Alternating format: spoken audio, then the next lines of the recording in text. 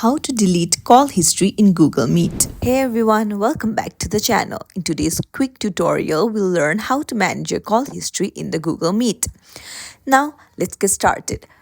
Make sure you have installed the app and then open it.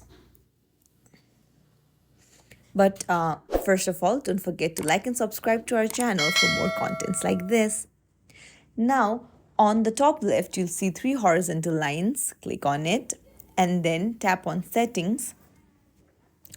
And then what you have to do is you see History below General. Click on it. And then you can just choose to delete all history and confirm your deletion if you want to permanently delete your history of calls and the history of people you've contacted using the Meet. And that's it. Here you go. I hope you found this tutorial helpful. If you did, please give it a thumbs up and subscribe for more quick tips. Thank you for watching and see you in the next video.